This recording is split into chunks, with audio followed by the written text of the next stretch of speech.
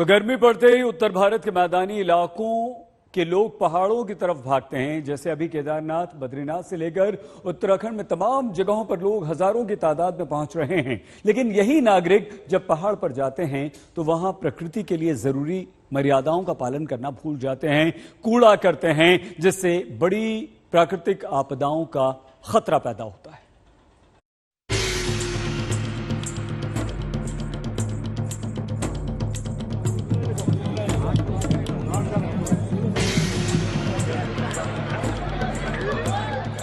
इस बार उत्तराखंड में श्रद्धालुओं की संख्या ने रिकॉर्ड तोड़ दिया।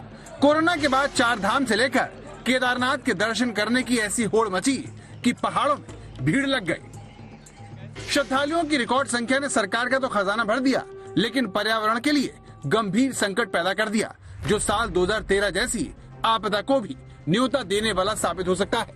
इस आशंका की वजह ये तस्वीरें हैं, जिसे देखकर आप भी कहेंगे कि ये कैसी धार्मिक यात्रा है।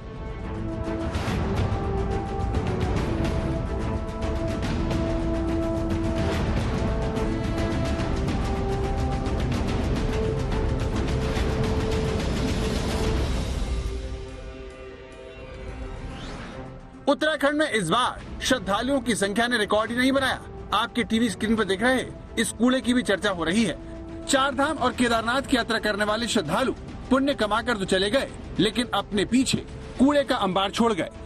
कैंप में रहने वाले यही लोग अपने पीछे प्लास्टिक की बोतल, पॉलिथीन और अन्य कई तरह के कचरे छोड़ गए। घाटी में यात्रा पर आए लोगों ने इतना कचरा छोड़ा कि कूड़े के छोटे मोटे पहाड़ से बन गए।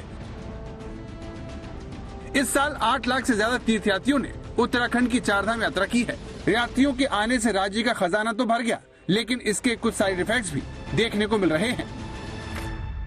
4 धाम यात्रा किस प्रकार से संचालित हो रही है, पिछले सालों की तुलना में इस बार यात्रियों की संख्या बहुत ज़्यादा है, लेकिन उसके बाद भी हम लोगों ने रजिस्ट्रेशन की व्यवस्था की। अभी रजिस्ट्रेशन बहुत ज़्यादा होने के कारण से जितनी उनकी क्षमता है उससे कहीं ज़्यादा रजिस्ट्रेशन हो गए हैं, इसलिए कुछ समय के लिए रोका हुआ है और यात्रा व्यवस्थित तरीके से चल रही है, क्योंकि यात्रा में कई गुना ज़्यादा लोगों के आने से बीच में थोड़ा सा व्यवस्थित करने में थोड़ा समय लगा है। जानकारों का कहना है कि जिस तरह से केदारनाथ में कचरा जमा हो गया है वो बेहद खतरनाक है।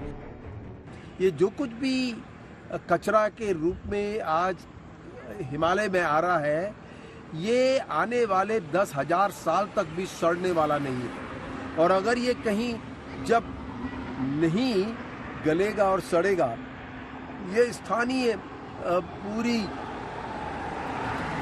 वैली को, घाटी को चोक कर देगा। जून 2013 में बादल फटने से पूरे उत्तराखंड में विनाशकारी बाढ़ और लैंडस्लाइड हुआ था। 2004 में भारत में बंगाल की खाड़ी के साथ साथ श्रीलंका, इंडोनेशिया और अन्य देशों में आई सुनामी के बाद ये भारत की सबसे खतरनाक प्राकृतिक आपदा थी। इस बाढ़ से पूरे उत्तराखंड में हजारों लोगों की मौत हो गई थी।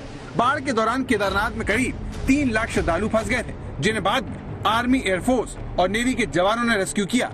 फिर भी हजारों श्रद्धालु लापता हो गए थे। इसीलिए जानकार 4 धाम यात्रा के दौरान इस तरह के कूड़े को त्रासदी को बुलावा करार देते हैं। तो माने ही गया है कि क्योंकि 2-3 सालों में ये यात्रा नहीं हुई, इसलिए लोगों ने इस तरह से टूट पड़ना था। लेकिन मुझे लगता है कि जो ज़्यादा बड़ी गंभीर बात है कि ये पूरे पारिस्थितिकी तंत्र के लिए भी ठीक नहीं होता। एक साथ बहुत से लोग इस तरह की मारामारी से जाएं तो वहाँ एक तरफ स्वयं भी अपने आप को सहज महसूस नहीं करते, वहीं दूसरी तरफ पारिस्थितिकी पर भी उसकी चोट पहुंचती है। उत्तराखंड में विकास के नाम पर पहले ही पहाड़ों को काटा जा रहा है, उन्हें कमजोर किया जा रहा है। इसीलिए लोगों की इस तरह की लापरवाही देश को बहुत भारी पड़ सकती है। आज तक ब्यूरो। तेज आंधी और हवा के बीच कैसे जिंदगियां थोड़ी देर हवा में लटक गईं, इसका एक वीडियो देखिए। तेज आंधी और रोपवे की 7 ट्रॉलियां हवा में हिचकोले खाने लगी। एक ट्रॉली में 4 लोग यानी कुल 28 लोग ऐसे ही रोपवे की ट्रॉलीज में अटक गए। जब तेज हवाएं चलने लगी, 40 मिनट तक यूं ही हवा में ये लोग झूलते रहे। यह घटना मध्य प्रदेश में सतना जिले की है, जहां शक्तिपीठ मेहर देवी के दर्शन के लिए श्रद्धालु पहुंचे थे। मौसम विभाग की चेतावनी के बावजूद रोपवे प्रबंधक ने सबक नहीं लिया। रोपवे को खराब मौसम के अंदेशे के बीच भी चालू रखा और इतना बड़ा ये हादसा हुआ, लोगों की जान अटकी रही। वो तो गनीमत रही कि सब ठीक रहा, वरना संकट हो सकता था।